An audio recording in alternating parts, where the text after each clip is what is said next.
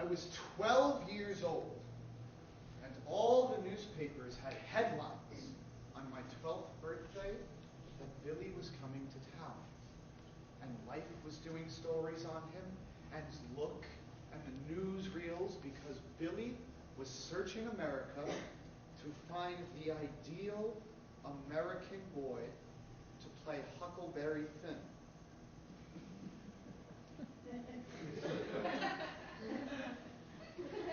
And Billy came to New York and called my father and asked him if he could stay here. Billy needed a hideout. In Waldorf Astorias, all over the country, chambermaids would wheel silver carts to change the sheets. And out of the sheets would hop little boys saying, "Hi, I'm Huckleberry Finn." All over the country, little boys dressed in blue jeans and straw hats would be sent to him in crates, be under the silver cover covering his dinner, his medicine cabinet, and all his hotel rooms, his suitcase. "Hi, I'm Huckleberry Finn." And he was coming here to hide out. Here. Billy coming here. I asked the nun at school, who was Huckleberry Finn? The nun and Queen of Martyrs knew, she told me. The ideal American boy.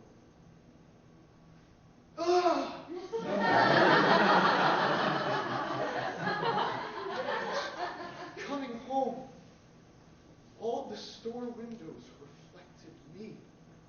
And the mirror in the tailor shop said, "Hello, Huck." And the butcher shop window said, Hey, Huckleberry Finn. All America wants to meet Billy, and he'll be hiding out in your house. Huh? I came home and went in there into my room. I knew Billy would see me and take me back to California with him that very day. This room smelt of ammonia and air freshener. And this couch was new that day, and my parents were filling up the icebox in their brand new clothes, filling up the icebox with food and liquor, as excited as if the Pope was coming, and nervous, because I hadn't seen him in a long time. Billy. They told me my new clothes were on my bed to go get dressed. I didn't want to tell them I'd be leaving shortly to start a new life. And I'd be flying out to California with Billy on the HMS Huckleberry. I didn't want tears from them. Only trails of envy. I went into my room, packed my bag, and waited.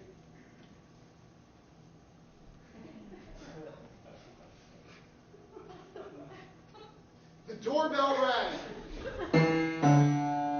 If you listen close, you can still hear the echoes of those wet kisses and handshakes and tears and backs getting hit and "Hello, Billies, hello." They talked for a long time about people from their past, and then my father called out, "Ronnie, guess who?" "Billy, we named him after your father." "Ronnie, guess who?" I picked up my bag and said goodbye to myself in the mirror. Came out, Billy there, smiling. It suddenly dawned on me. You had to do things to get parts.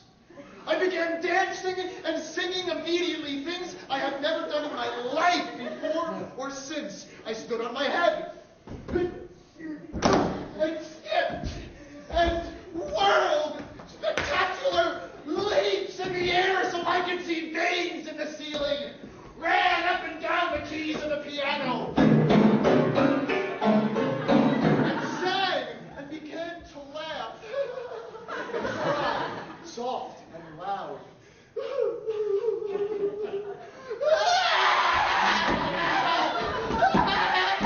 So I could show off all my emotions. And I heard music and drums that I couldn't even keep up with, and then cut off all my emotions just like that.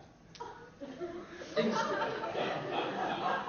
And took a deep bow like the dying swan I saw on Ed Sullivan.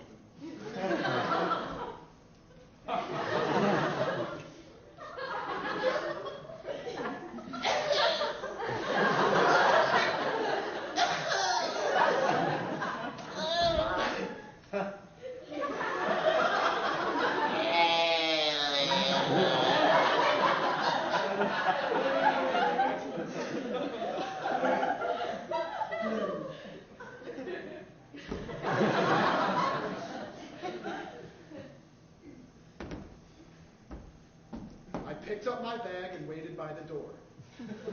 Billy turns to my parents, whose jaws were down to about there. And Billy said, "You never told me you had a mentally retarded child. You never told me I had an idiot for a godchild."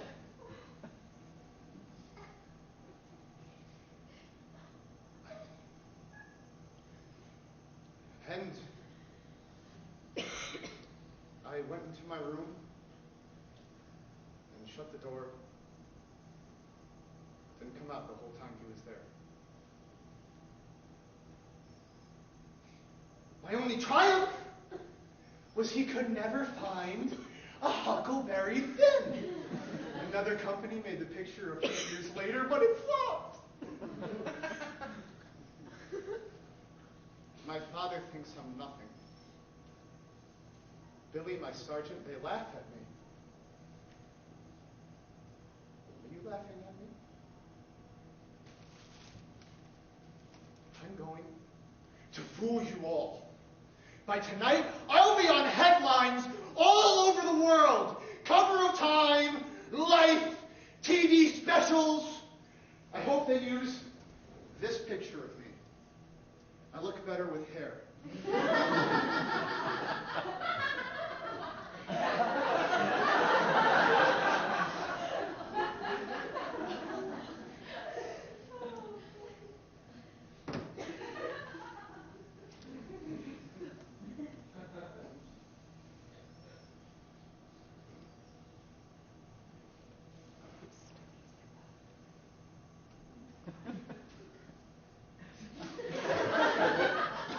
Go ahead.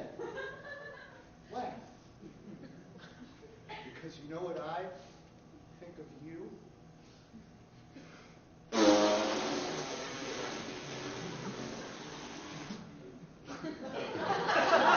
I'm sorry. I'm sorry you had to hear that. You pay $7 or $8 to hear that. But I don't care. I'll show you all. I'll be too big for any of you. Let